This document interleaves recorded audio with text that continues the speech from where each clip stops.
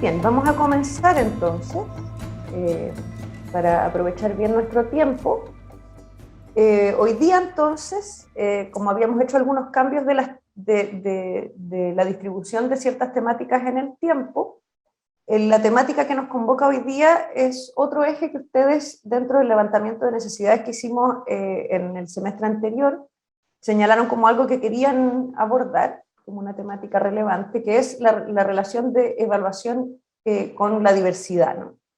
Eso tanto por el caso específico de los y las estudiantes con necesidades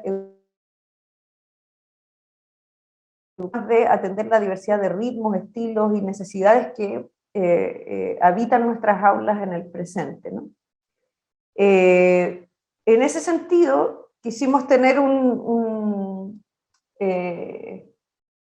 dos entradas, digamos, al tema. Para eso vamos a tener primero una presentación con las colegas Liliana Ramos y Luz María Terán, que a ellas las voy a presentar cuando sea su turno, que han trabajado el tema, que han estado con nosotros en otros encuentros también con profesores y profesoras para abordar el tema. Y luego, como ha sido la tónica de nuestras plenarias este año, vamos a escuchar la experiencia de uno de los establecimientos de la red, que es el Colegio Artístico Santa Teresa de Machalí, que nos va a presentar también cuál ha sido su trabajo con el eje de evaluación y diversidad. Entonces, y después vamos a tener obviamente un espacio para comentar, preguntar, que si ustedes quieren compartir otras experiencias, nuestras invitadas a lo mejor también quieren saber más de lo que ustedes están haciendo, o sea, siempre entendiendo que este espacio es un espacio de diálogo de saberes, digamos. Entonces, es compartir lo que estamos haciendo, nuestras inquietudes, ideas, experiencias, etc.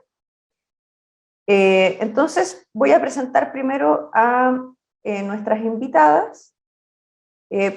Luz María Terán es profesora de Educación Diferencial de la Universidad Metropolitana de Ciencias de la Educación, magíster en Ciencias de la Educación con mención en Currículum y Evaluación de la Universidad Mayor, ha trabajado como profesora y directora en escuela especial para posteriormente dedicarse como docente a nivel de pregrado y perfeccionamiento docente en de aprendizajes y el acompañamiento en práctica de distintos niveles de formación de carreras de educación especial, general básica y educación parvularia. Todo esto con un enfoque inclusivo. Fue profesional de apoyo de la prueba disciplinar de evaluación docente en MIDUCE, constructora de preguntas de la misma evaluación en la Universidad San Sebastián, y en este semestre trabaja como coordinadora de construcción de ítems de las pruebas de conocimientos generales de educación especial. Y bueno, actualmente también trabaja como docente en la carrera de educación diferencial de la Universidad Diego Portales. Y Liliana Ramos es académica y directora de la carrera de Pedagogía en Educación Diferencial con mención en Desarrollo Cognitivo de la Universidad Diego Portales, es profesora de Educación Diferencial de la Universidad Metropolitana de Ciencias de la Educación, magíster en Antropología y Desarrollo de la Universidad de Chile, especialista en Desarrollo Cognitivo e Integración Escolar de la Universidad Diego Portales, tiene una amplia experiencia profesional con estudiantes en situación de discapacidad, en espacios de educación especial y regular, directora por 10 años del Centro Psicopedagógico Tanesque, dedicado a la inclusión de estudiantes en situación de discapacidad, con una larga trayectoria en formación docente inicial y continua para el área de educación inclusiva. Así que con eso creo que se puede entender por qué las quisimos invitar hoy día para ver qué nos pueden comentar en este tema de las conexiones entre evaluación y diversidad, o cómo hacer una evaluación que sea respetuosa, ¿no? de las diversidades que habitan nuestras aulas hoy día. Liliana, Luz María, las escuchamos. Gracias. Vamos a compartir pantalla para apoyar nuestra memoria. Ahí, no sé si se comparte. A ver, esperamos un poquito. ¿Se ve? ¿Hay que ponerlo en modo presentación? Sí. Eso. Ya. ¿Me escuchan o no? ¿Sí? ¿Se me escucha? Perfecto. Súper. Ok, les vamos a contar un poco cómo surge esta propuesta que les vamos a mostrar, o parte de la propuesta, porque si no tendríamos que estar en un curso, presentando todos los elementos que contiene. Bueno, nace a partir también del desafío, ¿no?, que tenemos los profesores y que seguramente compartirán conmigo estos desafíos que nos ha generado un poco el currículum, ¿no? Cuando un currículum de repente suele ser un poquito extenso, nos vemos, ¿no?, con esta complejidad de pensar un poco en cuánta cobertura curricular logramos, los estudiantes necesitan la cobertura curricular, los desafíos que nos ha generado la misma evaluación CIMSE, todos nuestros estudiantes están aprendiendo todo, es necesario que aprendan todo, tantas preguntas que nos hacemos. Pero imagínense que estas preguntas llegaron a las escuelas especiales, sobre todo cuando surge el decreto 83, ¿verdad? Y el decreto 83 lo que hace que las escuelas especiales, que principalmente atendían a personas en situación de discapacidad intelectual, que no compartían el currículum común, tuvieron que sumarse al currículum común y entenderlo sin una formación previa. Nuestra formación no está centrada en las didácticas tan específicas curriculares. Y esos desafíos, claro, nos han generado muchas preguntas a los docentes y cómo podríamos ir avanzando para poder responder, sobre todo para que nuestros estudiantes con discapacidad intelectual principalmente puedan acercarse un poco más a este currículum, o al revés, el currículum acercarse a nuestros estudiantes. A su vez, esto mismo nos hace plantear no solo el acercamiento curricular, sino también ese acercamiento curricular y su evidencia, ¿no?, que tiene que ver con la evaluación. Y hemos estado trabajando muchos años ya con el Ministerio de Educación en base al decreto 83 y las propuestas de diversificación. Hemos ido apoyando, trabajando con escuelas especiales, pero también con escuelas regulares o con proyectos de integración principalmente. Y una ha sido la creación de la planificación interdisciplinaria y diversificada, ¿no? Sentíamos que después de haber trabajado en las progresiones de aprendizaje en espiral, que es un producto que hemos ido desarrollando, la bajada de esto, o el poder mirar a nuestros estudiantes, tiene que ver con esta propuesta. Así que solo les quería como contar este pequeño historia de por qué llega la planificación interdisciplinaria y diversificada, que es una propuesta que articula justamente los procesos de la enseñanza, el aprendizaje y la evaluación para todos y todas los estudiantes. Bueno, buenas tardes a todas y a todos, bueno, muchas gracias, Teresa, ¿no es cierto?, y al equipo de la Universidad de Chile por esta invitación. Siempre es muy importante para nosotras poder compartir, dialogar, conocer otras experiencias para ir construyendo este camino en torno a la evaluación, ¿no es cierto?, la enseñanza, el aprendizaje y el trabajo, asumiendo la diversidad de las y los estudiantes del sistema escolar. Bueno, entonces esta propuesta, tal como le decía Luz María, ¿no es cierto?, de planificación interdisciplinaria y diversificada, una propuesta bien concreta y bien específica que tiene una historia, digamos, un recorrido, que se fundamenta en varias perspectivas, pero aquí queremos como mostrarle dos ideas esenciales que a nosotros nos mueven harto, digamos, el pensamiento, por decir, respecto de cómo y desde dónde nos paramos para pensar en los procesos educativos, ¿no es cierto?, en contextos diversos, que son todos, ¿no?, esencialmente.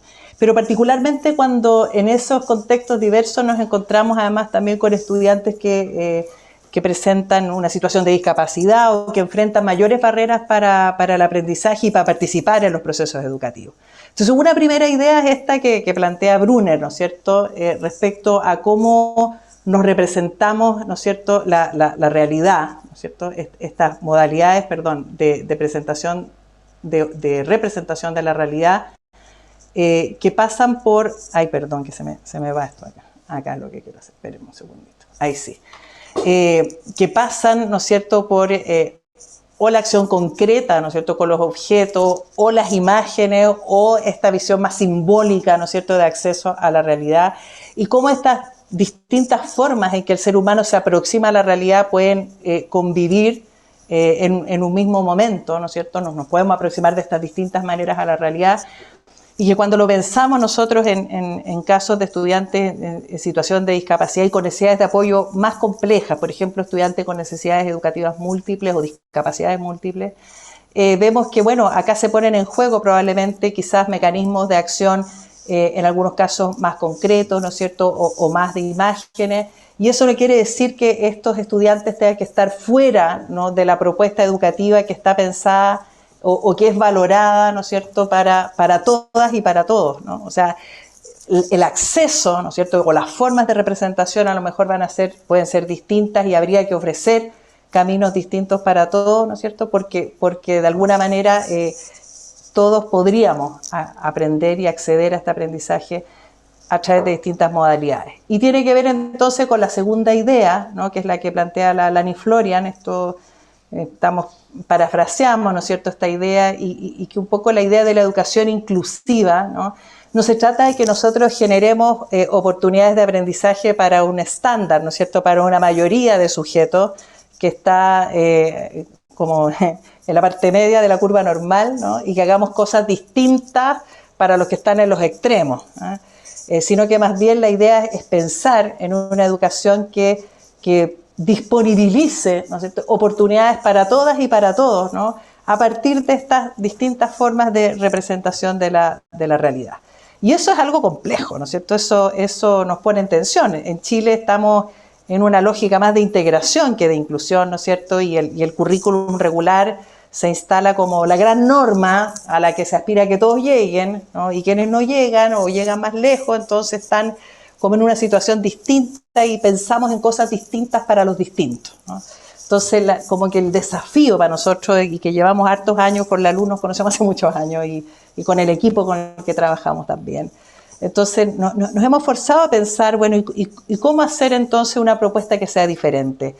Y nos ha tocado, digamos, en estos años, trabajar para un grupo complejo, ¿no es cierto?, que son las escuelas especiales, porque entonces no solo es el tema de cómo se apropian los profesores diferenciales del currículum nacional para trabajarlo en las escuelas, sino que en realidad cómo dan respuestas educativas que sean pertinentes, que sean relevantes, que tengan sentido para la vida de las niñas y para los niños, sobre todo además cuando estas niñas y estos niños no acceden, ¿no es cierto?, de la manera normal, ¿no?, al aprendizaje, pensando en sus edades. Y entonces planteamos esta propuesta, que es una propuesta de planificación, ¿no es cierto?, que considera el tema interdisciplinario, trabajar distintas disciplinas a la vez, y a la vez, ¿no es cierto?, diversificada, pensando en que parta de estos supuestos, ¿no?, de pensar en una educación que asume la diversidad desde el principio y que no está pensada para una norma y que después le hacemos la adecuación para quienes no se adaptan a la norma, sino que está pensada asumiendo esta diversidad desde un principio, ¿no? Y esta diversidad en todas sus formas, ¿no es cierto?, pensando en los aspectos culturales, los aspectos lingüísticos, en los temas, ¿no es cierto?, de accesibilidad al aprendizaje, por ejemplo, cuando pensamos en la situación de discapacidad, entre otras, ¿no es cierto?, múltiples situaciones que nos hacen a todos, ¿no es cierto?, ser personas diferentes. Y planteamos algunos pasos para construir esta planificación, ¿no es cierto?, que son estos que están acá, y sobre el paso 4, que tiene que ver con la construcción de indicadores de evaluación diversificados, es sobre lo que quisiéramos hoy día quizás ahondar un poquito en esta conversación y contarles un poco cómo hemos ido pensando en esto.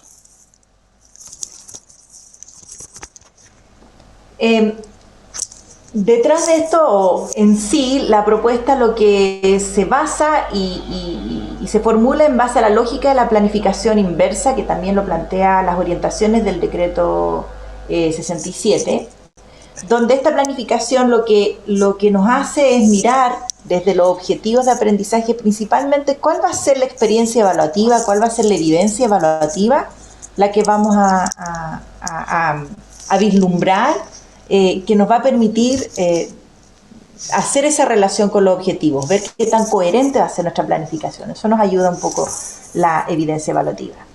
Y una vez definida esa evidencia evaluativa, yo ya podría empezar a pensar en mis experiencias de aprendizaje, donde voy construyendo recién, desde ahí, las metas de cada clase o los objetivos más particulares de cada clase, ¿no? En esta evidencia evaluativa es importante también resaltar en el paso 2, no voy a hablar de paso 2, pero también tiene que ver con el paso 2, tiene que ver con esta proyección de la unidad. Nosotros en esa evidencia evaluativa lo que hacemos es proyectar de alguna manera cómo voy a evidenciar los aprendizajes que se declaran en el objetivo, pero diseño además de esa proyección de la unidad, ¿no? Donde la reflejo, indicadores diversificados, indicadores de evaluación que me van a permitir hacer esa trayectoria y además corroborar de que efectivamente los niños estén aprendiendo lo que tienen que aprender en esa instancia que ha sido seleccionada según las características de los estudiantes. Esa vendría a ser como un importante aspecto a señalar de nuestra propuesta, ¿no? Que la planificación a la inversa o invertida es una lógica que está detrás. Y así, por ejemplo, tenemos un ejemplo de planificación diversificada. Les ponemos esta. Donde queremos resaltar un aspecto que nos parece relevante en la selección de los objetivos, ¿no? ¿Cómo yo selecciono un objetivo? Una vez que yo ya tengo súper claro en la contextualización que viene a ser mi primera información, ¿no? Que he rescatado a los estudiantes, y tengo clarísimo con quiénes son, cómo son, quiénes realmente son de verdad, ¿no? Dónde pertenecen. Nosotros hacemos esta propuesta seleccionando aquellos objetivos más adecuados a ellos, ¿no? Más pertinentes a ellos. Y en ese sentido,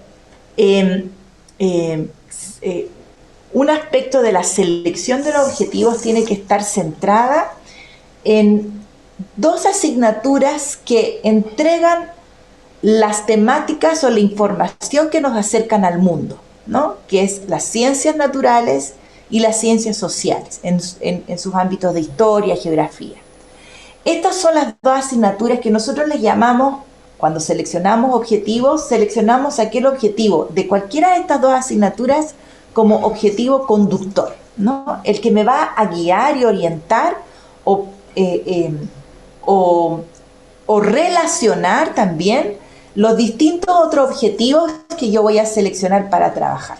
En este caso, a este grupo curso de un sexto básico que tiene una contextualización que no quisimos traerla aquí porque no estaríamos harto tiempo desarrollándola, se le proyectó la siguiente unidad, ¿no? Al término de la unidad, los estudiantes organizados en equipos realizarán un video informativo sobre los efectos nocivos de un tipo de droga a través de la expresión oral o en otras modalidades, y ahí se diversifica de alguna manera, proponiendo conductas de protección. En esta exposición deberán incluir el uso de gráficos de barra, no me quiero alejar del micrófono, de barra y o circulares para mostrar datos relevantes. Y después se explica qué va a pasar durante la unidad. Esa vendría a ser la proyección de la unidad. Pero como les decía, hay una selección de objetivos. Y esa selección de objetivos principalmente está el conductor. En este caso, y como la misma proyección de la unidad lo visualiza, vendría a ser la de ciencias naturales, que tiene que ver con la investigar y el comunicar los efectos nocivos de la droga, ¿no? Y ese es el objetivo que, por lo cual además podemos ver la relación en la unidad, que va como tomando un título, ¿no? Viene a ser nuestro aspecto relevante que va relacionando las distintas temáticas. Y se seleccionan otros objetivos, como el de habilidades de historia y geografía, que es formular y responder preguntas, el de lenguaje y comunicación, en el caso de la oralidad y en otras modalidades, porque nosotros insistimos en las diversas modalidades para ofrecer a los estudiantes el expresarse de manera clara y efectiva, el leer e interpretar gráficos, el asumir responsabilidades e interactuar en forma colaborativa. En el caso de esta propuesta, nosotros resaltamos también de que tienen que estar planteadas claramente las habilidades y las actitudes en la selección que yo hago de objetivos. Otro aspecto también que decimos es menos es más, ¿no? Tampoco volvámonos locos poniendo cualquier objetivo, porque realmente nos pueden sonar muchos objetivos para trabajar esta unidad. Y pueden servirnos muchos, pero ¿cuál nos vamos a hacer cargo? Y ahí también los indicadores de evaluación diversificados van a ser claves en cómo los constituyo para que realmente estemos dando cuenta del aprendizaje que el objetivo está persiguiendo. Bueno, ese vendría a ser como el ejemplo de la selección de un objetivo y una proyección de una unidad. Claro, entonces, sí, a partir de estos objetivos, y aquí viene, claro, quizás como una cosa como que no suena muy lógico en nuestro hacer como docente, pero nosotros planteamos que desde los OA seleccionados, y esto piensen ustedes que en el fondo esto es una propuesta que sobre todo estaba pensada para el trabajo con profesoras diferenciales o profesores diferenciales que trabajan en escuelas especiales, como bien lejanos del currículum nacional, ¿no? Entonces, de alguna manera era como para imbuirnos en el currículum nacional, ¿no?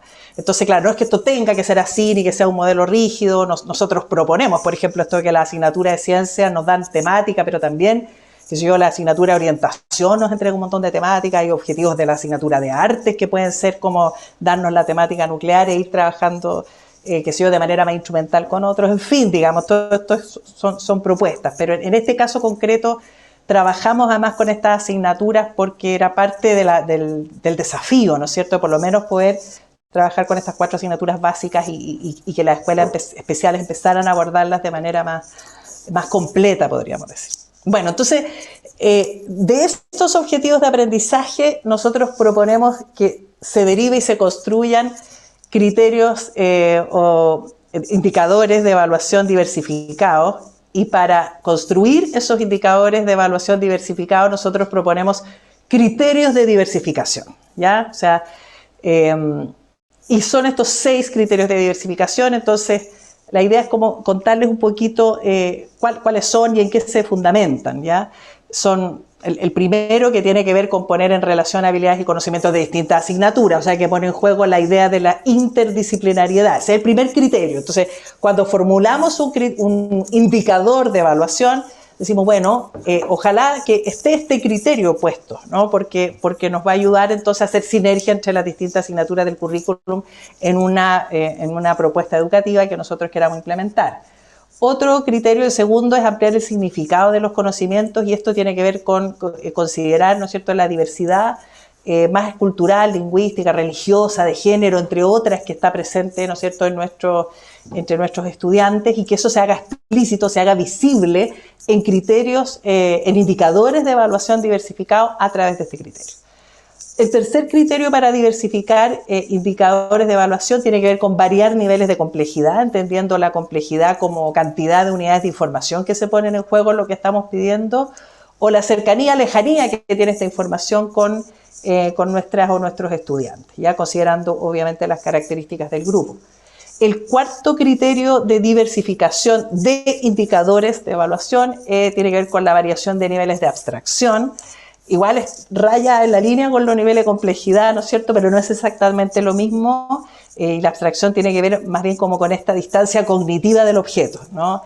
Mientras más simbólico, por decir, en términos de Jerome Bruner, ¿no es cierto?, es mi acceso al aprendizaje, entonces mayor abstracción, ¿no es cierto?, estoy poniendo en juego. Y si yo varío esos niveles de abstracción, ¿no es cierto?, respecto a la aproximación al objeto, entonces voy a poder brindar oportunidades a todos los estudiantes, en el fondo, para poder dar respuesta a esta diversidad desde el punto de vista evaluativo. El quinto criterio para diversificar indicadores de evaluación tiene que ver con ofrecer modalidades diferenciadas. Si no, todos los estudiantes van a demostrar su aprendizaje de la misma manera. Piensen ustedes que, sobre todo en el ámbito del lenguaje, pero en general en todas las asignaturas, hay muchos indicadores de evaluación que son los que proponen los programas de estudio, que son, por ejemplo, los estudiantes comentan, no sé, noticias de no sé qué, o textos informativos, no sé qué, ¿no? Hablan, dicen. ¿Y qué pasa con los estudiantes que se manejan en otras formas comunicativas, ¿no es cierto?, quedan fuera de estos indicadores. Nosotros pensamos que hay que presentar, que los indicadores tienen que explicitar otras formas de funcionamiento y comunicación, ¿no es cierto?, que permitan evidenciar el aprendizaje. Y entonces aquí estamos tensionando al máximo. Piensen que estamos pensando sobre todo en aquellos estudiantes que más les cuesta, pero finalmente esto nos sirve a todos, ¿no es cierto?, y les puede servir a todas y a todos los estudiantes. Y el sexto criterio de diversificación tiene que ver con también hacer visibles las necesidades de apoyo que algunos estudiantes pueden presentar, ya sea tecnológico, de recursos, etc. Y bueno, esta propuesta, ¿no es cierto?, de estos 6 criterios para diversificar indicadores tienen un fundamento que está basado en en dos elementos fundamentalmente. Uno son los parámetros del mapa cognitivo de Feuerstein, ¿no es cierto?, que es un teórico que ha trabajado mucho en los temas de inteligencia, modificabilidad de la inteligencia a partir de experiencias de aprendizaje mediado, desde una perspectiva más socioconstructivista, y por otro lado también los aportes de la Asociación Americana de las Discapacidades Intelectuales y el Desarrollo respecto a los apoyos específicos, y esto también haciendo foco, ¿no?, en las necesidades que presentan específicamente estudiantes en situación de discapacidad. Simple y llanamente lo que vamos a hacer aquí es mostrarles cómo los elementos de los fundamentos en el caso del mapa cognitivo está relacionado con los criterios, ¿no? Ahí está, por ejemplo, el contenido, lo que hablábamos del criterio de interdisciplinariedad y diversidad cultural. En el caso de la modalidad que propone el parámetro del mapa cognitivo, está asociada a los criterios que hemos diseñado de accesibilidad, el nivel de complejidad que claramente lo explicó la Lili, ¿no?, el criterio número 4 o 5, no me acuerdo cuál, no importa el número, pero no importa la complejidad y el nivel de abstracción. Y en el caso de los apoyos específicos, los dos elementos que son claves, ¿no?, para ir considerando, que es el del mediador y de la tecnología, ¿no? Cómo el mediador explicita, en el caso de los indicadores de evaluación, cómo se explicita los apoyos que requiere, cuál es el andamio que va a requerir ese estudiante y las ayudas técnicas que se pueden dar. Y entonces queremos mostrarles algunos ejemplos de esta formulación de indicadores. Por ejemplo, para el criterio 1, que es poner en relación habilidades y conocimientos de distintas asignaturas, fíjese usted, claro, acá estamos considerando el objetivo de ciencias naturales, que era el objetivo conductor de la propuesta de planificación, y el objetivo de habilidad de la asignatura de Historia, Geografía y Ciencias Sociales, ¿no es cierto?, que tiene que ver con formular preguntas. Entonces, abajito vemos, ¿no es cierto?, ejemplos de indicadores. Seleccionan o elaboran, ¿no?, preguntas sobre consumo de droga y conducta de protección para expertos en el tema. Ya, acá estamos mostrando el criterio entonces de la interdisciplinariedad, ¿no es cierto?, de poner en juego las dos disciplinas, en este caso, natural e historia, considerando los objetivos, ¿no es cierto?, el objetivo de historia que tiene que ver con la formulación y el responder preguntas, ¿no? Ahora, hay otros criterios que se ponen en juego, pero queremos hacer observación en estos elementos. Fíjense en el próximo ejemplo, espérate, ahí está. En el segundo criterio para diversificar indicadores de evaluación tiene que ver con ampliar, ¿no es cierto?, el significado de los conocimientos, considerando distintas diferencias, ¿no es cierto?, formas de diversidad. Y entonces abajo está el indicador. Acá estamos considerando los objetivos de 3 asignaturas, naturales, de historia y de matemáticas. Y el indicador es responden preguntas o señalan información solicitada respecto de gráficos relativos al consumo de drogas en Chile y Haití, considerando que es un aula, ¿no es cierto?, en donde tenemos estudiantes también que son de nacionalidad haitiana, ¿sí? El tercer criterio, variar niveles de complejidad, ¿ya? Fíjese usted, acá el indicador abajito, comentan o muestran, ¿cierto?, láminas con imágenes o textos de 1 a 3 páginas. Entonces, ahí varío la complejidad, ¿no? O sea, algunos estudiantes a lo mejor van a lograrlo con 1, otros lo van a lograr con 3. Siempre yo voy a ir un poco más, ¿no es cierto?, tratando de generar desafíos, ¿no es cierto?, pero reconociendo la diversidad que está presente en mis estudiantes, ¿no? Lo importante, ¿no es cierto?, es generar una propuesta que tenga sentido y que permita que todos puedan participar, ¿no es cierto?, y que no nos estamos atrapados nosotros como docentes planteando cuestiones que sean imposibles, sino que nosotros queremos que los estudiantes aprendan realmente, ¿no?, que les vaya bien. Y por lo tanto, todo esto que les estamos mostrando como ejemplo, por supuesto que parte por un primer ejercicio profundo de contextualización y conocimiento de quiénes son nuestros estudiantes, de cómo funcionan nuestros estudiantes. Desde el ámbito de la educación especial, nosotras dos somos educadores diferenciales, si ustedes se fijan, nosotros no hablamos de diagnóstico, no importa si los estudiantes tienen síndrome de Down, si autistas, ese no es el tema. Lo que importa es cómo funcionan los estudiantes, ¿no es cierto?, para poder enfrentar y abordar distintas tareas de aprendizaje, cuál es su contexto de vida, ¿no? Y de ahí formulamos una propuesta compleja, ¿no es cierto?, y que tenga sentido para sus vidas, ¿no? En este caso, el nivel de abstracción, ¿no es cierto?, que tiene que ver entonces con esta distancia más cognitiva, ¿no? claro, seleccionar preguntas tiene un menor nivel de abstracción que elaborar preguntas, por ejemplo, sobre, en este caso, el consumo de drogas, ¿no? Entonces se varía ahí el nivel de abstracción, pero todos los estudiantes pueden participar de la actividad y a uno los evaluaré, ¿me entienden o no? O sea, el indicador me permite evaluarlos a todos, ¿no es cierto? Porque se ofrecen, ¿no es cierto?, diferencias en términos de la abstracción en ese caso. El quinto, que tiene que ver con las modalidades diferenciadas, fíjese acá. Por ejemplo, el ejemplo indicador abajito, dan su opinión oralmente o en base a un sistema de comunicación alternativo sobre el video relativo al uso. Entonces, además son indicadores observables, ¿no es cierto?, que es una de las características esenciales que tiene que tener este indicador, pero pone en juego, en este caso en particular, distintas modalidades porque asumimos que tenemos estudiantes que se expresan, ¿no es cierto?, de distintas maneras y por lo tanto su forma de evidenciar el aprendizaje va a ser distinto. Y el último, ¿no es cierto?, criterio de diversificación de indicadores que tiene que ver con hacer visibles las necesidades de apoyo también en este mismo indicador, ¿no es cierto? El sistema de comunicación alternativo es un recurso, ¿no es cierto?, de apoyo que puede ser tecnológico, ¿no es cierto?, y cuando tú lo haces visible, ¿no es cierto?, entonces queda claro, ¿no es cierto?, para todos los docentes también que van a trabajar con ese curso, que eso es algo que tenemos que considerar, ¿no?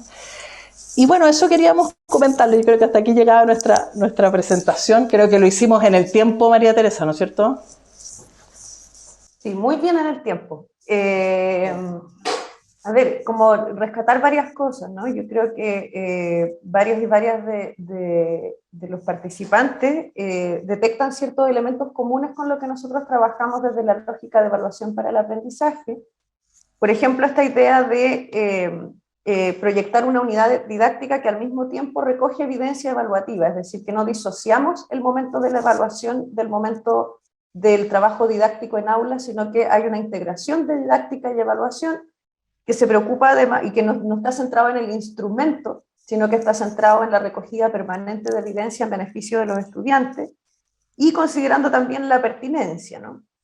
Otro elemento común podríamos decir que es la visión de apropiación curricular en base al contexto y a las necesidades de los estudiantes. O sea, acá los distintos establecimientos han hecho un ejercicio también de apropiación curricular en función, no en este caso de la construcción de indicadores, sino que nosotros trabajamos con criterios holísticos de proceso para los escenarios, pero de todas maneras estas sugerencias de indicadores yo creo que nos ayudan a pensar cómo diversificar los diseños de escenarios de evaluación. También hay varios establecimientos que, sobre todo en el contexto de pandemia, han empezado a trabajar de manera interdisciplinaria, porque se dieron cuenta que hacía mucho más sentido para los y las estudiantes. Entonces, es interesante esto de los criterios para diversificar, ¿no? O sea, que de repente mirar, hacer una revisión de cómo estamos preparando nuestros escenarios de evaluación, cómo estamos construyendo nuestros criterios para ver si incluyen estos aspectos y si realmente estamos, como dicen ustedes, conociendo a los y las estudiantes. Y es interesante el último punto, ¿cierto?, porque sabemos que desde algunas políticas y de cómo se asumió muchas veces el tema de la inclusión en los establecimientos hay mucho diagnóstico, pero en muchos contextos, yo lo he visto con mis estudiantes en práctica, por ejemplo, es como que el diagnóstico se transforma en una etiqueta, como la etiqueta del niño clasificado con eso que tiene, y como si eso fuera una categoría inmovilizadora, y donde la preocupación es no le pidas esto porque no lo puede hacer, cuando en realidad lo que ustedes plantean tiene que ver con a la inversa, ¿no? O sea, es ver quién es este estudiante y cómo puede aprender mejor, digamos. Entonces, ahí tenemos como varios puntos en común. Quizás dar un breve espacio para que le dejemos tiempo también en la presentación del colegio por si alguien quisiera hacer algún comentario o pregunta específico de la presentación. Después vamos a tener como un tiempo para hacer comentarios más amplios de la temática, digamos. Pero sobre la presentación, algo que quisieran comentar, preguntar.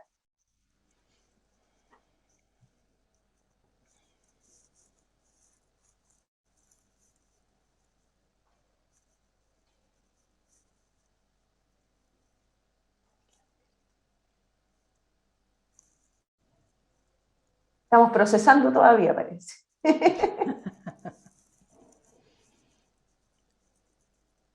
Ya, Ya, vamos entonces a escuchar la experiencia del Colegio Artístico Santa Teresa de Machalí y después vamos a ir haciendo las conexiones entonces entre esta primera presentación y una experiencia concreta de uno de los establecimientos de la red.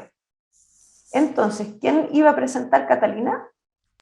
Me parece. ¿Quién iba a presentar por el colegio? Sí. Carolina. Ahí va.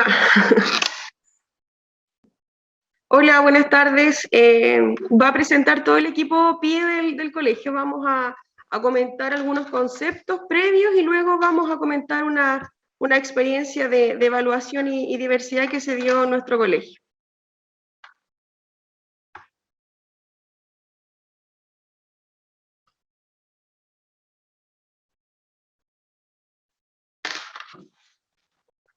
Ya. ¿Se ve? Avanza, Caro. Sí, sí se ve. Ya. Sí, hay un recuadro que está como bloqueando la visión encima. Ahí sí. No sé. Ahí ¿Ahora salió. sí? Ya, Sí. súper.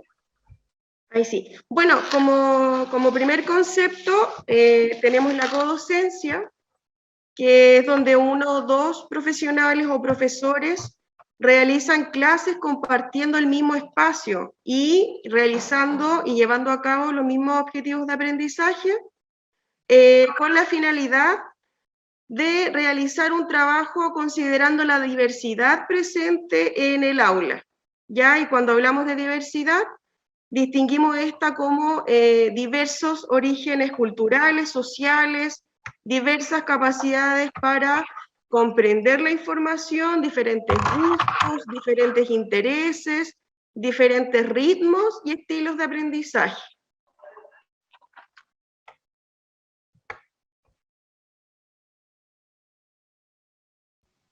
Avanza. Hola, buenas tardes. ¿Se escucha? Sí, se Ya. escucha muy bien. Yo soy Montserrat, también soy parte del equipo PIE del Colegio Santa Teresa y dentro de los conceptos que queríamos comentar está el de planificación, que bueno, como todos deben saber, se basa en que uno busca distintas estrategias que involucren a todos los estudiantes en todo el proceso de enseñanza-aprendizaje, porque independiente de si el niño tiene o no tiene un diagnóstico, todos los niños aprenden de manera diferente y hay muchas formas de llegar a un aprendizaje. La planificación debe ser diversificada tanto en la presentación de los contenidos, así como lo que vamos a aprender, también en la motivación que se presenta a los niños para llegar a ellos de distintas maneras, y también el mecanismo que vamos a utilizar, la estrategia que se va a usar para lograr ese aprendizaje. A eso nos referimos con la planificación diversificada, que se toma desde diversos puntos de vista y con diversas estrategias. Y tiene relación con lo que hablaba mi compañera anteriormente de la codocencia, porque la planificación se realiza en conjunto también. Se toma en cuenta tanto a los profesores de aula de distintas asignaturas y los profesores que trabajamos en PIE. Eso.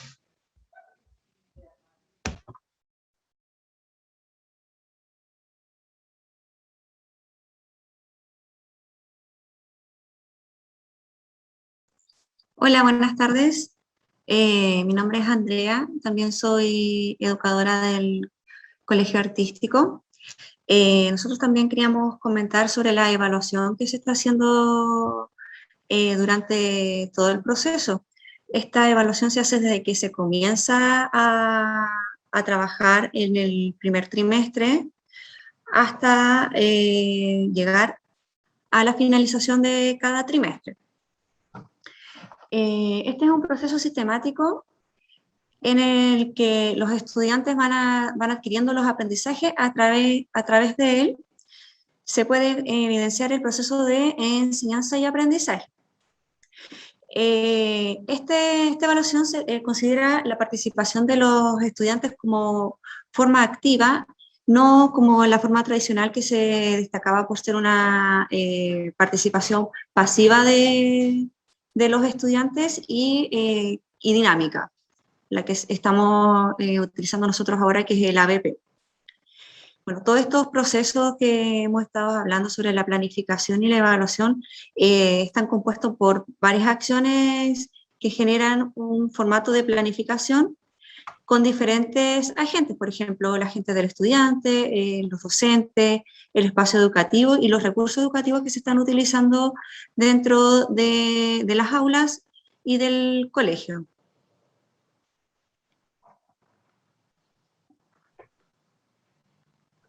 Bueno, mi nombre es Carolina.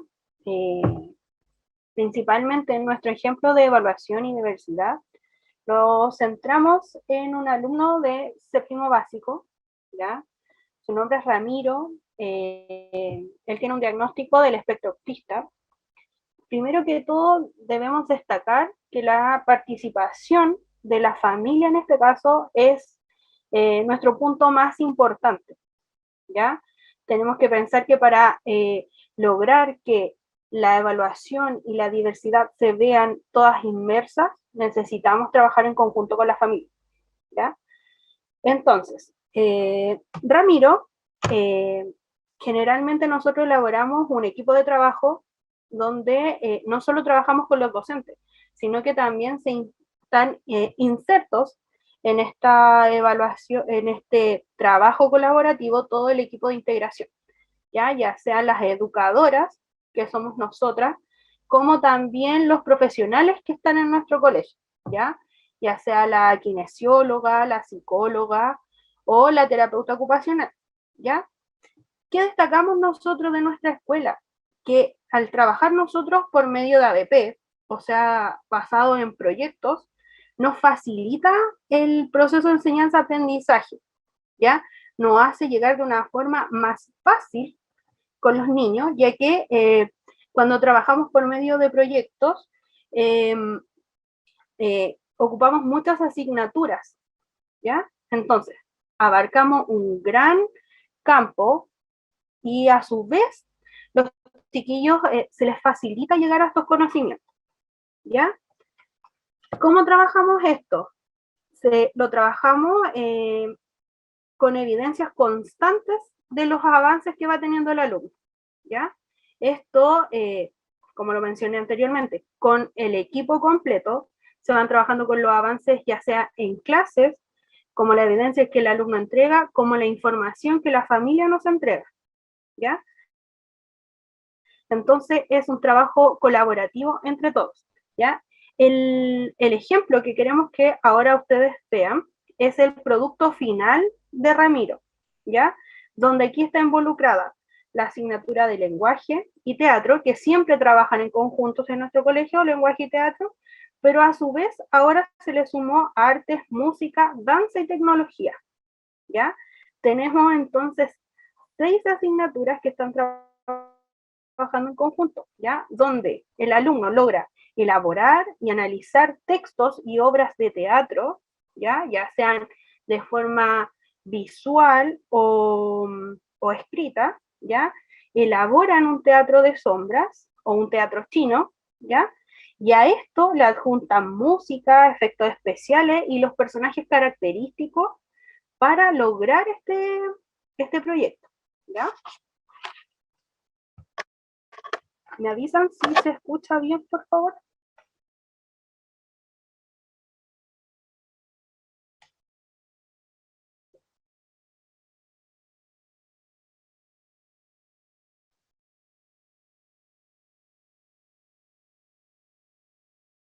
Por ahora no hay audio. Eso. Ya. No hay ningún- Hay que compartir audio, Sí. entiendo. Sí, voy a modificar eso. Compartir.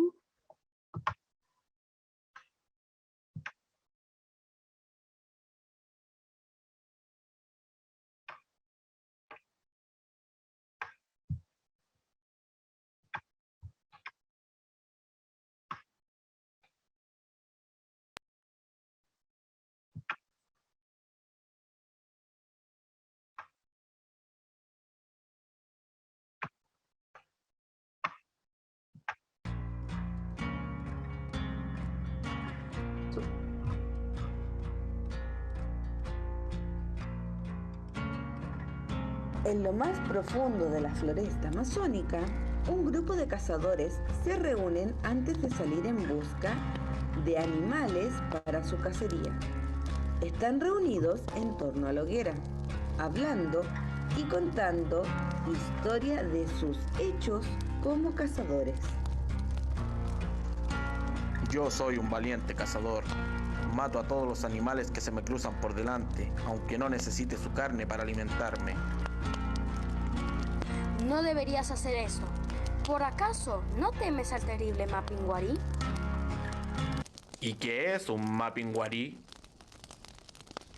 Según el relato de indígenas de la región, dicen que al interior de la floresta habita una criatura terrible, gigantesca y aterradora, con largos brazos que parecen ramas de árboles y enormes garras 3 veces más grandes que las garras del oso más grande que hayas visto. En medio de la cara tiene un único ojo, capaz de ver todo lo que pasa en la floresta, y que justo al medio de su barriga está una boca enorme, suficiente grande para tragar a una persona, justo en el estómago y por donde se desprende un terrible olor. Algunos relatan que está cubierto de pelos rojizos. Al cierto, nadie sabe, ya que no se conoce un sobreviviente del temible monstruo, porque este atrae a los humanos con un silbido espeluznante, persigue agresivamente a los humanos y se los come. Los indígenas del Amazonas le dicen el Mapinguari, que significa la bestia fétida y que es el protector de la selva, castigando y matando a los cazadores que matan más de lo que necesitan para comer. Soy un valiente cazador y no temo a nada. Si de verdad ese monstruo existe, adentraré a la floresta y traeré su cabeza como trofeo. En la mañana siguiente de cacería, cada uno en una dirección, cuando de repente se escuchó un aterrorizante grito.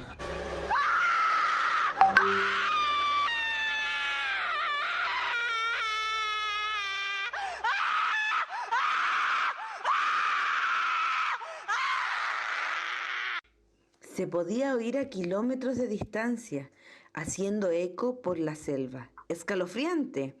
Era tan aterrador que dejó a los cazadores paralizados de miedo. Jamás habían oído un grito así. ¡Qué grito tan horripilante! Jamás en mi vida escuché un grito así. ¡Vamos, volvamos al campamento! Volvieron rápidamente, pero le faltaba un compañero. El valiente cazador no había vuelto.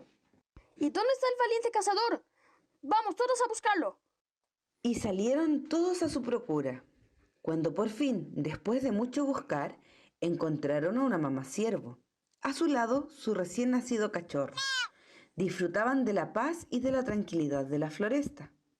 En el suelo estaba la escopeta del valiente cazador. El valiente cazador.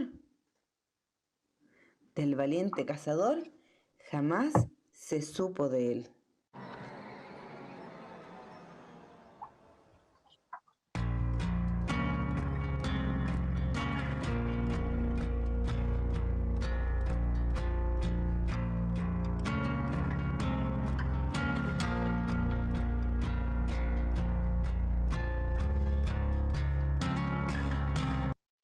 Bueno, ese es el trabajo de nuestro estudiante, Ramiro. Bueno, y principalmente a lo que nosotros nos visualizamos y pretendemos lograr con una evaluación diversificada, es que consideramos que es de suma importancia realizar codocencia o interdisciplina entre todos los agentes del colegio y en conjunto a la familia a su vez, y con todos los agentes que podamos involucrar, ¿ya? Ya que todos nuestros estudiantes, porque claro, aquí tenemos el trabajo de Ramiro, pero todos sus compañeros hicieron lo mismo, ¿ya? Debemos destacar que como el tema principal era el terror, a los niños les llamó bastante la atención realizar este tipo de actividad, ¿ya? Siempre tenemos que pensar que la planificación está pensada en todos los estudiantes, Entonces debemos buscar un tema que llame la atención de todos, ya sea que nuestro estudiante tenga un diagnóstico o no, sino que la importancia es que todos entren dentro de este proyecto que queremos alcanzar, ¿ya? La evaluación la consideramos como un proceso formativo y sistemático, ¿ya? Siempre debemos considerar a la diversidad que tenemos en el aula para así alcanzar un resultado con éxito, que es lo que consideramos en esta presentación que le acabamos de mostrar. No sé si tienen alguna duda. Si pudieran dejar de compartir pantalla para que nos veamos ahí en plenaria. Bueno, preguntas, comentarios. Quizás, no sé, a mí me surge la duda, viendo el ejemplo, si pudieran explicar un poquito más en específico cómo ese proyecto fue atendiendo la diversidad. Y cómo fueron evaluando a lo largo de ese proyecto, retroalimentando, de qué manera más específica, digamos, esto que vimos el ejemplo del trabajo final del estudiante. Bueno, principalmente vamos atendiendo la diversidad porque todo esto es un trabajo que se va haciendo por etapas en cada una de las asignaturas que yo les nombré, ¿ya? Bueno, nosotras como educadoras entramos generalmente a lenguaje y matemática dentro de nuestro establecimiento, ¿ya? La codocencia la realizamos con los demás profesionales. Pero, por ejemplo, yo que entro a la clase de lenguaje con los chicos, cada clase los niños tienen una meta y van ellos realizando la clase más que nada, ¿ya? Nosotros solamente somos un guía en este proceso. ¿Ya? Vamos guiando, vamos preguntando y vamos orientando hacia lo que queremos lograr, ¿ya? Y así va, o sea, así no solamente lo trabajamos en lenguaje, sino que todos los otros profesionales también lo hacen de esa forma. Y semanalmente nos reunimos y vamos viendo, o sea, quiénes van más avanzados, quiénes les falta un poquito más, cómo los potenciamos, qué actividades podemos hacer para motivar esta acción para los que están un poquito más descendidos, porque tenemos que entender que todos tienen un ritmo distinto. Y aparte, este tema de la tecnología, hay unos que se les facilita mucho, como a otros se les es un poco más complicado. Pero eso mayoritariamente. Gracias, Carolina. No, muchas gracias por la presentación de la experiencia. Abrimos ahora el espacio entonces para comentarios, preguntas, tanto de la presentación de Liliana y Luz María como del equipo del Colegio Artístico Santa Teresa de Machalí. Y quizás como motivación al empezar a indagar, podemos aprovechar que tenemos a todas estas expositoras hoy día para ver qué nos cuesta para atender la diversidad. O sea, a todos nos cuesta. Yo también en mis clases no sé si siempre estoy atendiendo de la mejor manera a la diversidad. Entonces, quizás aprovechemos este espacio para hacer una autoevaluación de las cosas que nos cuestan. Pues si esa es la idea de este espacio, que es una comunidad, una gran comunidad de aprendizaje. Y pensemos entonces desde ahí qué cosas quisiéramos saber, profundizar, pensar cómo abordarlas en esta temática. Entonces, preguntas, comentarios. ¿Sí? Sí, en el chat hay una pregunta que dice ahí de María José Cifuentes. Al trabajar en proyectos con otras asignaturas, ¿cómo refuerzan los OA que el estudiante no logró? En ese caso, al menos nosotros trabajamos por interdisciplina y trabajamos con criterios de aprendizaje. Entonces, cuando el criterio no es logrado, al siguiente trimestre el docente vuelve a reforzarlo y cuando ese ya se logra puede avanzar al siguiente criterio y trata de englobarlo, de ajustarlo al ABP para que pueda hacer esto de continuar con el mismo criterio y luego poder avanzar al siguiente. O sea, esa es un poco la lógica que trabajamos desde Evaluación para el Aprendizaje, ¿no? Con estos criterios holísticos de proceso, ¿cierto? Que no son para un escenario en particular o para una actividad en particular, sino que a la inversa, ¿cierto? Son criterios que son una lectura del currículum de aquello que queremos lograr como progresiones de aprendizaje a lo largo de un año o de un ciclo, etcétera. Nos permite, como dice Catalina, que aquello que pudo no haber quedado tan avanzado en un escenario para algunos estudiantes pueda volver a abordarse en el siguiente. O sea, acá no estamos en la lógica evaluativa del hito de logró o no logró, y el que no logró no puede, digamos.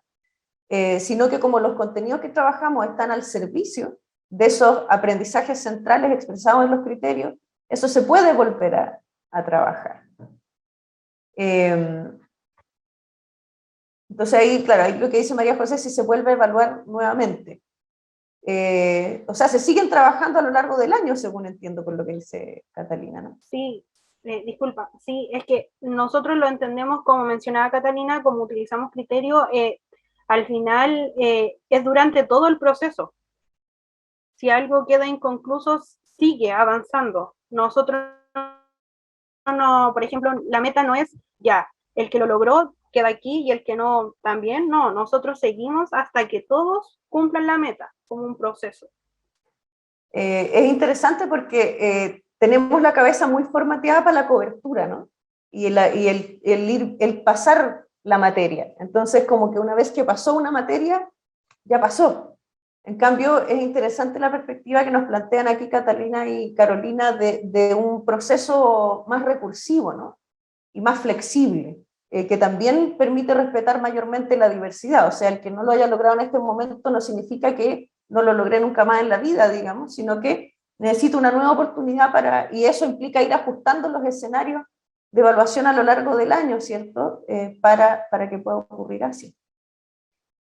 ¿Quién más quisiera agregar algo? También si las mismas expositoras quieren plantearse ahí preguntas, comentarios, reaccionar, también está abierto para eso.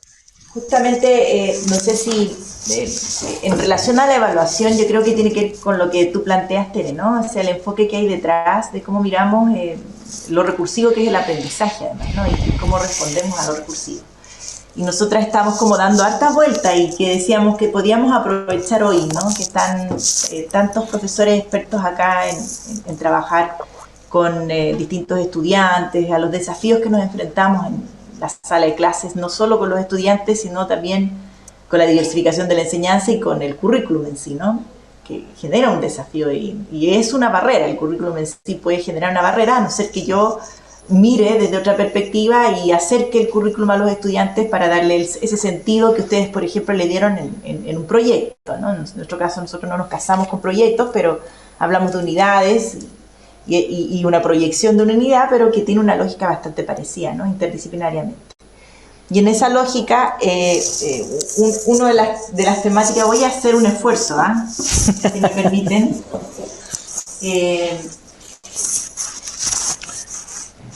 Cuando hablamos de los distintos enfoques de la evaluación, ¿no? Uno tiene la tendencia a mirar la famosa normativa, ¿no? Que hay una curva con la campana de Gauss donde existe la comparación de que la media es esta y todos los estudiantes tienen que llegar a esta. Después hablamos de una evaluación que es más edumétrica y cuando queremos que todos lleguen al estándar, aquí vamos arrastrando a que todos los niños lleguen al estándar. Nuestra pregunta es, en este enfoque, en esta nueva mirada que tenemos y la convicción que tenemos respecto a los estudiantes, esta mirada más espiraleada,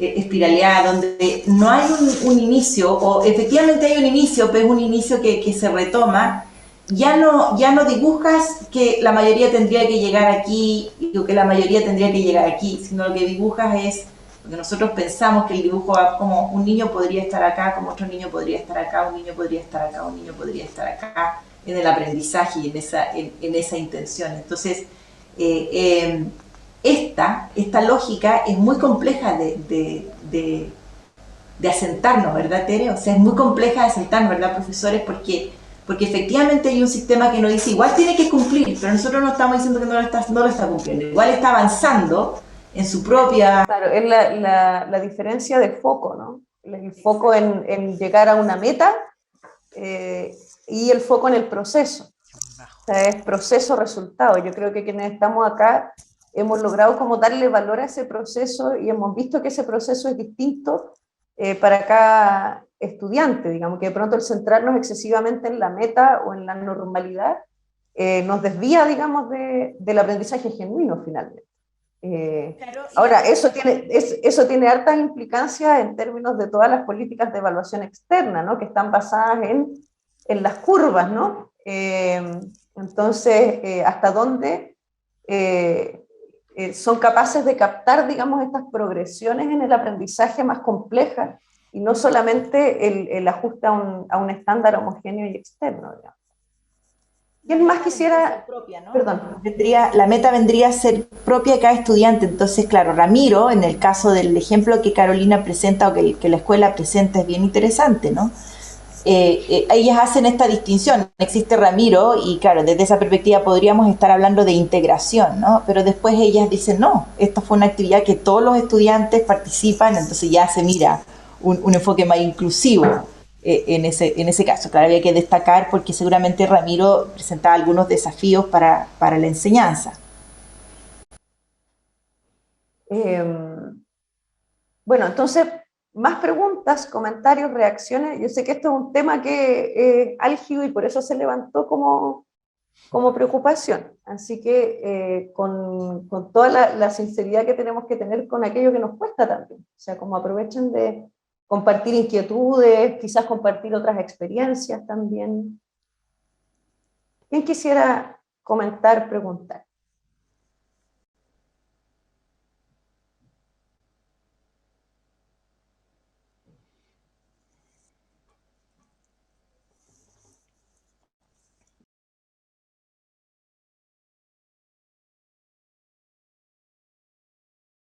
Estamos más silenciosos hoy día que otras veces.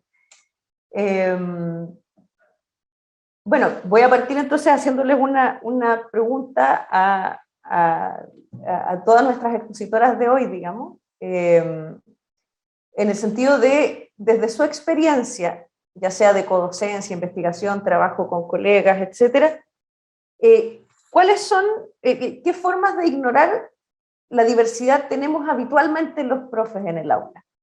O sea, ¿qué cosas ven ustedes que nos cuesta ser conscientes en el proceso de evaluar el proceso de aula? ¿Qué cosas observan ustedes y que sería importante tener en cuenta? No sé si alguien del equipo del colegio o Liliana y Luz María quisieran comentar, como para que nos sirva de elementos de autocrítica. Nos quedamos pegadas, se nos cayó en este minuto, entonces no escuchamos lo último, perdón. Sí, no, que le estoy haciendo una pregunta como para ayudarnos a la autocrítica, tanto a ustedes como a las colegas del Colegio Artístico Santa Teresa, desde su experiencia y su conocimiento, ¿cuáles son nuestras habituales formas de ignorar la diversidad en la evaluación de aula? ¿Qué cosas ven ustedes que uno debería hacerse más consciente, debería abordar para este tema?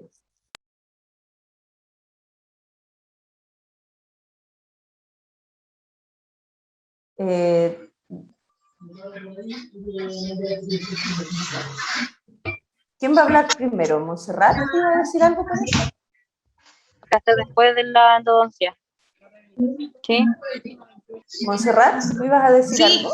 Sí, yo pienso que algo que nos pasa comúnmente y que cuesta sacarse un poco de la cabeza cuando uno entra al aula es el logro de objetivos, o sea, como de que todos lleguen a la meta y como que nos enfocamos mucho en los resultados y de repente uno deja un poco de lado el proceso.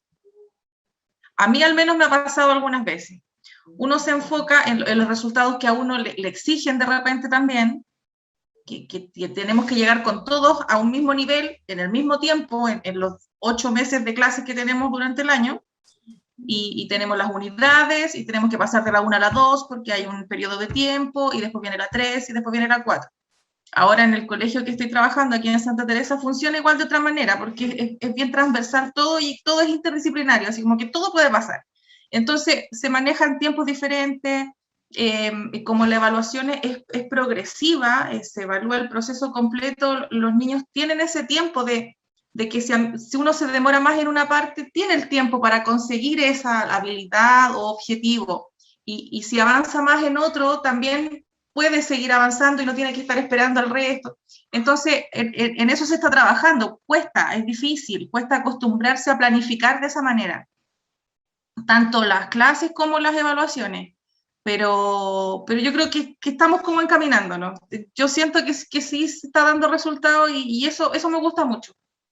Eso, un comentario.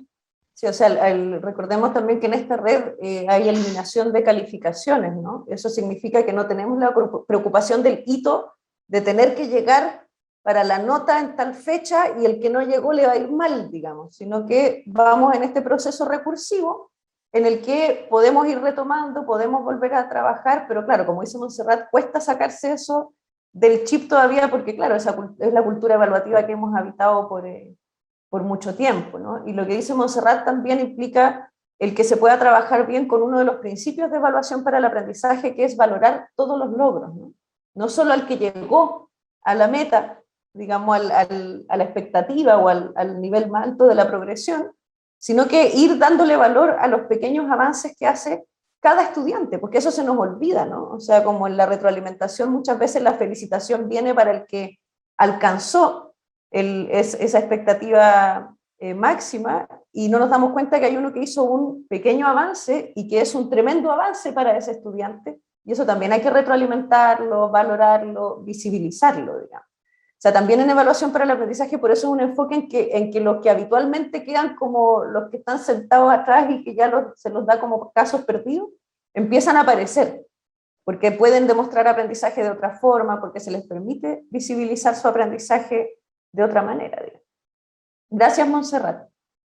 ¿Quién más de las expositoras o también de los participantes en general quisiera señalar como cuáles son los puntos ciegos que tenemos, las cosas que ignoramos en diversidad, las dificultades que tenemos, o lo que ustedes observan cuando hacen codocencia, digamos que a los profes nos falta hacer más conscientes?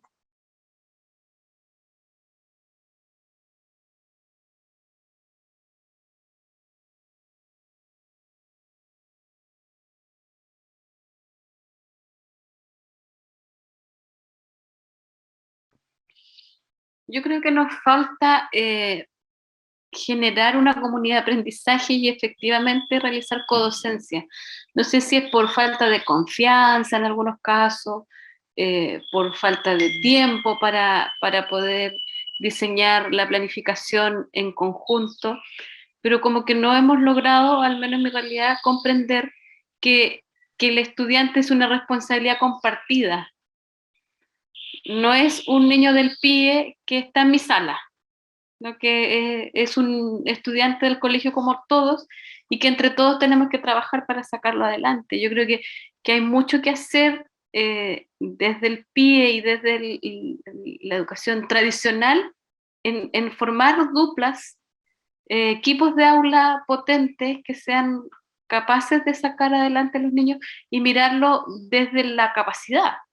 No desde la discapacidad, sino que qué es lo que trae y cómo eso que trae yo lo aprovecho para que él logre los objetivos.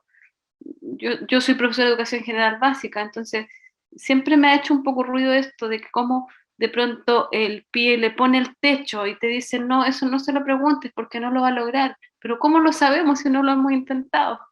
Entonces, ¿cómo generar esa sinergia de que hablaban las expositoras al principio, pero también desde lo humano, cómo el equipo de aula se potencia en beneficio del estudiante, que es un estudiante, no es el TEA, como bien decían, no es el PIE, sino que es un estudiante que yo también tengo el deber ético y moral de sacar lo mejor de él para ponerlo al servicio comunitario. No sé, es complejo, la verdad que a mí me gusta harto participar de esto, pero cada vez que salgo de aquí salgo con más preguntas que respuestas, porque todo se van sumando desafíos y cuestionamientos de cómo lo hacemos para servir mejor a la vocación que hemos elegido. Yo creo que desde el PIE nos falta articular y nos falta generar la codocencia. Yo no sé cómo lo hacen en el Colegio Machalí en lo particular, cómo se establecen las duplas de trabajo, los equipos de aula, cómo se planifica colaborativamente. La educadora del PIE debiera estar presente en el diseño curricular desde el inicio, desde la planificación. ¿Cómo aportamos y que realmente sea un diseño universal para el aprendizaje de todos? Que la especialista me pueda aportar a mí como profesora general básica para que todos los niños aprendan, cada uno a su ritmo, cada uno con sus propias habilidades. O sea, no sé si es falta de tiempo, de repente falta voluntad, de repente falta conocimiento, falta confianza, pero esas son todas las reflexiones que hago al respecto. No sé, las expertas a lo mejor nos podrían dar algunas luces de cómo ir rompiendo esas barreras y cómo ir tendiendo puente hacia el estudiante y hacia el beneficio del aprendizaje de todos.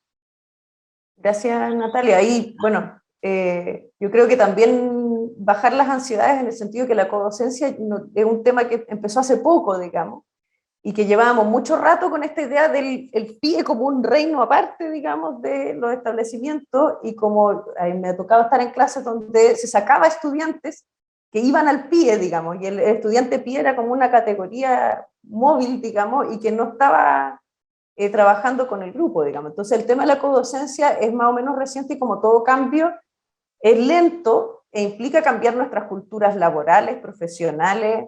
Yo, por ejemplo, en las investigaciones, una investigación doctoral que me tocó participar en la comisión, investigaba el tema, y decía que incluso hay temas de relaciones de poder involucrados. O sea, las relaciones entre cómo se trata a los y las profesionales del PIE, y cómo hay una jerarquía ahí con el profe, y cómo tú no sabes de esto y tú no sabes de esto otro, en lugar de sentarse, y hay otros casos en que sí logran sentarse a colaborar y entender que ahí cada uno y cada una tiene algo que aportar, digamos. Y no es que cuando yo esté en aula me tienen que mandar con los estudiantes que tienen problemas, entre comillas, sino que ahí todos tenemos que estar atendiendo a todos, porque también el concentrar la diversidad en el tema de necesidades educativas especiales, digamos, implica que se nos olvida que tenemos que hacer clases para el amplio rango de género que existe actualmente, digamos, para el tema cultural, para el tema de las identidades diferentes que pueden tener esos estudiantes también, de los estilos de cosas que escuchan, de no sé, o sea, como que hay, la diversidad tiene mucha riqueza. Entonces ahí el poder trabajar en una lógica de diseño universal de aprendizaje es más respetuosa de esa gran gama. Pero obviamente yo concuerdo con Natalia ahí en el sentido de que, claro, o sea, es complicado porque no es una cosa que esté súper instalada todavía en la cultura escolar. No sé si ahí las expositoras quisieran agregar algo. Sí, yo creo que tú das en el clavo, perdón, se nos volvió a caer el internet y como verán estamos en el celular. Das en el clavo con un aspecto importante. Hablaste de la cultura. Y bueno, la inclusión justamente es mirar eso, ¿no? Porque vuelvo al tema de la integración, cuando haces tú la misma distinción, cuando miramos las NE, cuando miramos el niño PIE, estamos hablando desde la mirada inclusiva, integración. Pero cuando hablamos de inclusión es que somos una comunidad, no es el niño, no es solo el aprendizaje del niño, la inclusión es el aprendizaje de la escuela, la comunidad escolar es quien es inclusiva o no es inclusiva. Por lo tanto, cuando los trabajos de codocencia se dan porque estamos mirando al niño con NE, es que no tenemos para nada, no estamos ni cerca de una perspectiva inclusiva. La perspectiva inclusiva es un estilo de vida, por así decirlo, ¿no? Porque tiene que ver con un paradigma cultural donde tú dices, bueno, yo aquí también aprendo, nosotros no nos consideramos para nada expertas, es como muy elevado el término, porque más bien nosotros también estamos escuchando y aprendiendo de lo que ustedes están diciendo, y venimos con, no se trata de humildad, sino venimos con el hambre de aprender igual que cualquier niño, igual que cualquier persona. Entonces, pasan estas cosas, han pasado porque hemos sido muy territoriales, ¿no? Estos eran mis niños, estos son mis aprendizajes, esta es mi enseñanza, ¿no? Entonces hemos sido como casi sumamente territoriales, marcando territorio, levantando la pata más o menos. Y no, pues, aquí no hay territorio. Aquí estamos todos porque todos queremos aprender y porque todos somos parte, ¿no? de este proceso. Y el foco son los niños.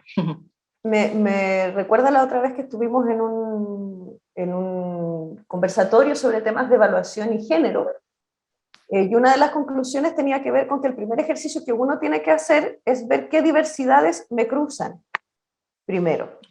O sea, ¿quién soy?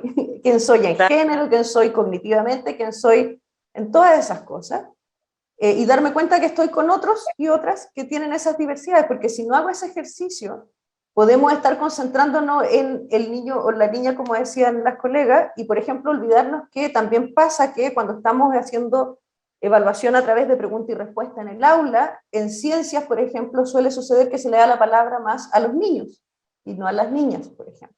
Claro. O que existen ciertas expectativas de tipos de tarea con respecto a niños y niñas en evaluación, por ejemplo.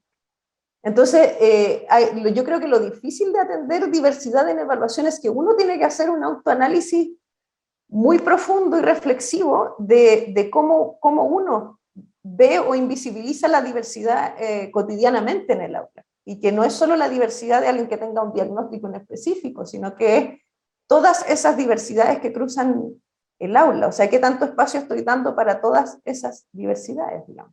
Carolina, tú habías levantado la mano, perdón. Sí, bueno, quería sumarme a esas palabras porque considero que, bueno, lo que mencionaba la colega Natalia, siento que cuando hablamos de codocencia es muy cierto que cuando colaboramos tiene que ver mucho también con este tema de la afinidad entre los colegas. Se hace más efectivo cuando uno genera un vínculo con el otro o tiene intereses muy similares. Pero si esto no se llega a concluir, como que, claro, está ese ego del profesor de asignatura arriba y, por ejemplo, nosotras, la educadora, como muchas veces uno pasa a ser como la asistente de este profesor. Entonces uno, al final, lo que estamos buscando es que, claro, todo esto sea inclusivo y que son todos los niños, no son los niños que tienen un diagnóstico o que están en el PIE, son todos, porque todos son distintos y todos entienden lo que el objetivo macro de una manera diferente. Y lo que esperamos es que todos sean individuos íntegros que se sepan defender en el mundo cuando ya estén más adultos. Entonces yo considero que Natalia da muy en el clavo en el hecho de que tiene que ver con las afinidades entre pares. Gracias, Carolina. ¿Alguien más que quisiera compartir algún comentario, experiencia, dificultad, reflexión de qué cosas no estamos visibilizando? Yo quisiera comentar algo. Oh, perdón. Sí, Cristina. Perdón. No sé quién estaba primero. Escuchemos la intervención de Cristina y después vamos con Liliana. Primero agradecerles por el tema, porque a mí me llega a lo más profundo de mi corazón, porque yo trabajo en el PIE, y me agrada y me encanta que este tema esté en conversación hoy en día y tan vigente y en debate quizás también, porque de esta forma vamos a ir creciendo.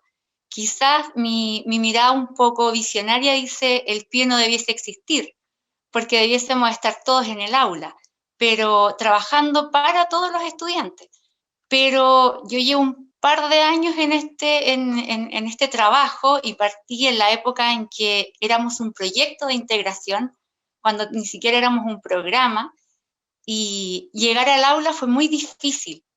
Los profesores no nos aceptaban, los profesores de aula en sus salas, nos costaba mucho. De hecho, sacábamos ahí como bien calladitas, tocábamos la puerta y sacábamos a nuestros estudiantes, los llevábamos al aula de recursos. Y ver este proceso que en 15 años, son 15 años que es harto, pero la evolución que ha tenido me llena de alegría, y primero que estemos discutiendo el tema, cómo mejorar este trabajo colaborativo, cómo mejorar la codocencia, porque significa que hemos avanzado harto. Entonces, como les digo, a lo mejor mi visión es que no existiera el PIE como tal y no estuviéramos en un rinconcito como ahí aislados en nuestras aulas de recursos, sino que nos lleváramos a todo este personal y a todo este equipo de trabajo al aula misma. Pero sí, no olvidemos todo lo que hemos avanzado. A mí me llena de alegría saber que este tema está en discusión y está en el tapete hoy en día, porque significa que de esa forma le damos la importancia que merece y también seguimos avanzando. Lo que decía Natalia es muy importante, el tema de las afinidades es fundamental, pero ¿qué pasa si no tenemos afinidades con un profesor? Tenemos que buscar la fórmula igual de poder hacer codocencia. Entonces, eso es muy importante. Y claro, la codocencia es esencial, pero yo creo que a lo mejor ahí también está el trabajo de las educadoras especialistas, tratar de llegar de alguna forma a ese profesor. Y si no, al revés también puede ser, ¿por qué no? El profesor de aula también puede llegar a esta educadora especialista y un poco guiarla y encauzarla en lo que quiere para sus estudiantes. Y eso, y más que nada felicitarlas porque, como les digo, me pone muy contenta que se aborde este tema que es tan importante. Gracias, Cristina. Sí, ahí también importante la reflexión de... también en la búsqueda de afinidad somos diversos y diversas los profes. Entonces, también tenemos que aprender a aproximarnos respetuosamente unos a otros y a escucharnos, aunque no tengamos como la misma visión, ¿no? Entonces, pero es complicado, cuesta, o sea, es un acercamiento complejo. Interesante también lo que dice Cristina de mirar en retrospectiva, o sea, claro, si uno mira de aquí a 20 años atrás, es bastante el cambio, digamos. Falta, pero ha cambiado harto. Liliana, ¿te querías agregar algo? Sí, igual dentro de todo lo que... Sí, estamos con micrófono, sí. Hemos pensado, hemos trabajado también durante estos años, está el tema del tema de la didáctica específica, y de cómo en ese diálogo en realidad entre docentes nosotros creemos que es muy importante, y ahí sí que yo creo que estamos al debe, todos los docentes, diferenciales, básicos y todo, porque la inclusión, a nuestro juicio, en realidad debe sostenerse en una perspectiva constructivista, si no, no se puede, ¿no? Porque solo desde esa mirada tú, en el fondo, valoras la diversidad en términos de la construcción de aprendizaje que el otro hace. O sea, hay algo muy de fondo en la perspectiva constructivista para entender el aprendizaje. Ahora, ¿cómo eso se lleva a la construcción de aprendizajes en las distintas asignaturas? Yo creo que ahí es donde estamos muy al debe, y creo que eso es un camino que debiéramos explorar con mayor celeridad, con mayor dedicación, porque a mi juicio yo creo que aquí lo más importante es que las niñas y los niños en el sistema escolar aprendan, ¿no es cierto?, que sean felices y que tengan una calidad de vida. Las afinidades que vamos a tener con los colegas es importante, pero en ningún caso es lo más relevante. O sea, tendremos que ver si hay o no hay, pero nuestro trabajo siempre tiene que ser primero, o sea, lo que está primero es el bienestar de las niñas y los niños, su calidad de vida, su aprendizaje, y nosotros tenemos que trabajar para allá y hacer todo lo posible para que eso suceda, digamos. Y uno de los caminos que yo creo que es clave es que hablemos tengamos un esquema referencial, conceptual, operativo común, un lenguaje común, y ese lenguaje tiene que ser respecto de la didáctica y cómo enseñamos, cómo entendemos el aprendizaje, cómo somos capaces de interpretar cómo un niño escribe un número, cómo un niño interpreta cómo crecen los árboles, cómo un niño escribe la palabra, cómo escribe su nombre, ¿no es cierto? Y cómo nosotros, en el fondo, tenemos o no tenemos recursos teóricos para mirar esas construcciones que hacen las niñas y los niños, y entender que es parte de un proceso de aproximación al aprendizaje, y no decirle a los niños, porque no llega a lo convencional, no, eso que tú hiciste está malo, ¿no es cierto?, y generar bloqueos en el aprendizaje de niños. O sea, creo yo, y esto lo hemos discutido mucho con Luz, que este tema de la didáctica es un punto clave que nos ha costado mucho meternos en esto, como que no hablamos mucho de esto, ¿no? Como que los profes básicos tienen su visión, yo tengo la mía, nos ponemos en algo de acuerdo, tomamos ciertas decisiones, hacemos como que hacemos algo, pero no estamos entendiendo para nada la producción del niño desde una mirada profesional compartida común que tenga que ver con focos didácticos. Yo creo que ahí hay un camino enorme por recorrer. Sí, algo hemos conversado acá, digamos, con respecto a los criterios co-construidos como una forma de llegar a ciertos lenguajes comunes, y como hemos visto acá que la transformación en evaluación desde una perspectiva de evaluación para el aprendizaje implica transformaciones en la didáctica, digamos. Entonces la vuelta que le estamos dando ahora es cómo en esa formulación logramos hacer un diseño respetuoso y una práctica respetuosa de la diversidad. Yo creo que lo más difícil es el proceso de autoconciencia que implica trabajar con la diversidad, digamos. Más allá de que en el diseño yo tenga actividades para todos y que tiene que ser así, también en la práctica cotidiana del aula uno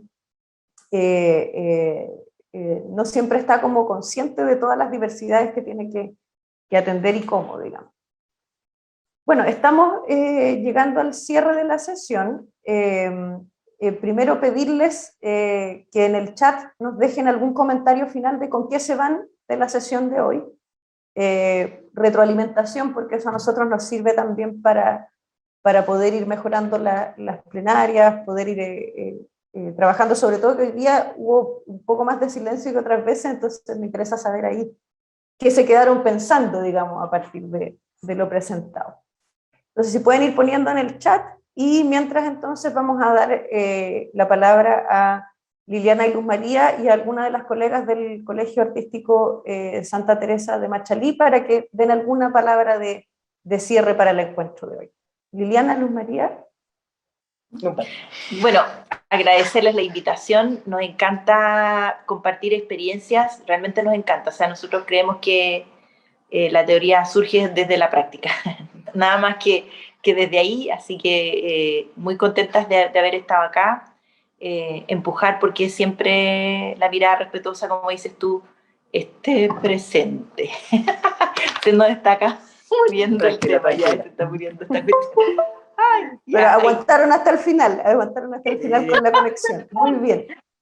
Gracias, muchas gracias. Sí.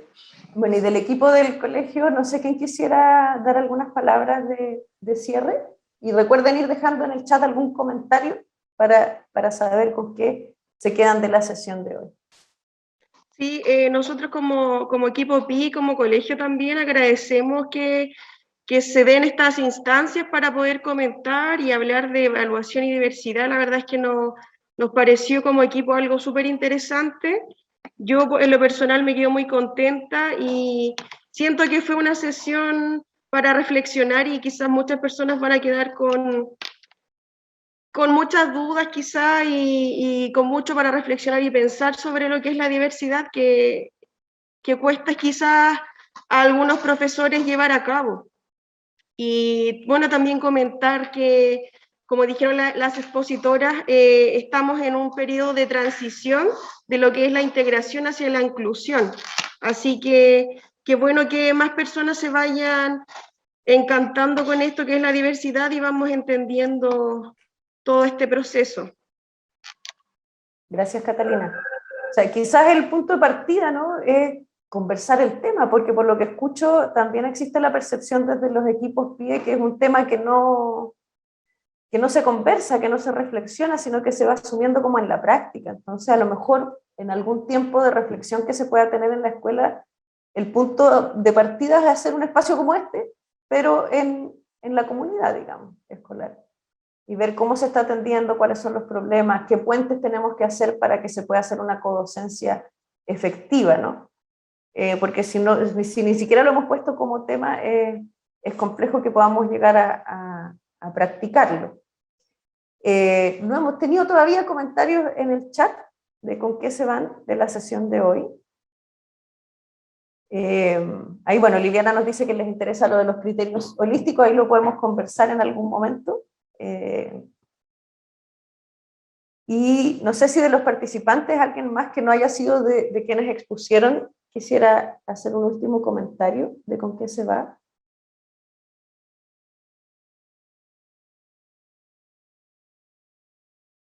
Es solo para entender por qué el silencio, si quedaron como con mucha reflexión, ¿qué les pasó, digamos?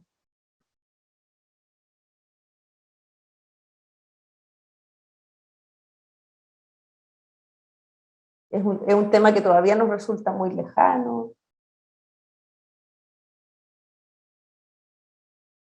Cuéntenos ahí por el chat o por micrófono.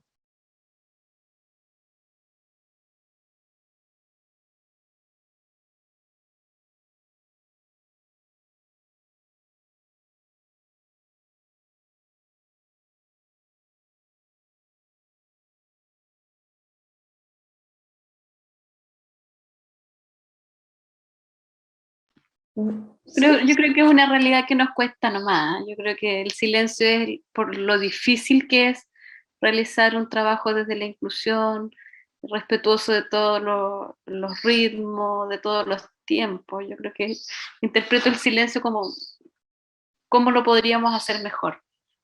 Yo creo que eso, yo creo que es una realidad muy cercana que está todos los días, pero que todavía no tenemos tantas herramientas para poder abordarla como quisiéramos. Sí, gracias, Natalia. Eso, recordar nomás que otro invitado que tuve en algún momento con mis estudiantes de pedagogía sobre el tema, les decía a mis estudiantes que no creyeran que tienen que saberlo todo. O sea, si para cada diversidad hay que saber cómo abordarla, y que en ese sentido es buscar la ayuda. Si tengo personas cerca, en la misma comunidad, que me pueden orientar sobre cómo trabajar con estudiantes con los que me cuesta más trabajar, es precisamente pedir esa ayuda, esa colaboración. Y en eso radica la codocencia, o sea, el poder aprender mutuamente y entre colegas para atender ese objetivo final, como decían Liliana y Luz María, ¿no? Que es en beneficio de los y las estudiantes. A lo mejor también, Tere, tiene que ver con el miedo a lo incorrecto, ¿no? Porque hay mucho de eso ahora, ¿no? Al plantear algo desde las necesidades educativas, como que da miedo decir el lenguaje equivocado, que no caer en lo irrespetuoso que dice la Natalia. Y no, claro, por eso nosotros decimos, nosotros no somos expertas, somos profesoras igual que ustedes, hemos ido solo abundando en el tema y felices de si se puede aportar y si no, también de aprender, como les decía. Sí, o sea, también, ahí hay que hacer mucha autorreflexión, cambiar el lenguaje, hay harta cosa que hacer. Bueno, ahí nos hacen algunos comentarios, y claro, que uno lo piensa como, quizás lo que decía Natalia, ¿no? Como un horizonte que hay que alcanzar y ya tenemos harto que hacer, y además tener que darle vuelta a esto, ¿no? Que María José también ahí dice que es complicado uno adaptarse a los tiempos cuando es lo que menos tenemos, pero sí existe la disposición a trabajar bajo este nuevo enfoque. Y ya que Lenaí nos comenta que es muy interesante el tema de hoy y se queda con la importancia y el valor del trabajo interdisciplinario, no solamente para los estudiantes con necesidades educativas especiales, sino que para aquellos que no tienen dificultad y le permite generar más aprendizaje. El tema de flexibilizar el currículum como algo importante para la diversidad.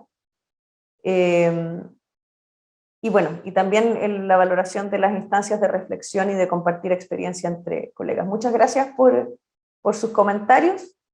Gracias a Liliana, Luz María y a todo el equipo del Colegio Artístico Santa Teresa de Machalí por sus aportes hoy. Creo que nos vamos con hartas ideas, con ejemplos, con reflexiones. Y nada, pues, o sea, yo creo que, como decía Cristina, ver lo que hemos avanzado, ver que estamos hablando del tema, y que nos parece importante además, y que quizás el punto de partida sea iniciar una conversación cuál es la importancia que le damos a este tema, cómo lo podemos asumir, y cómo lo podemos asumir con los tiempos y las cargas que tenemos, digamos. O sea, qué es lo que sí se puede hacer buenamente, digamos, en función de atender esa diversidad.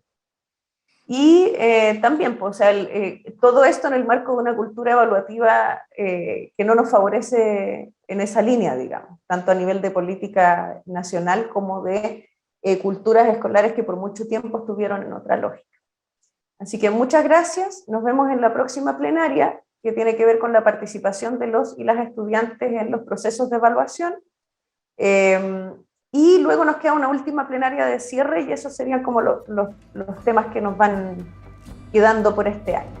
Que estén muy bien, cuídense, y nos vemos entonces en la próxima. Chao.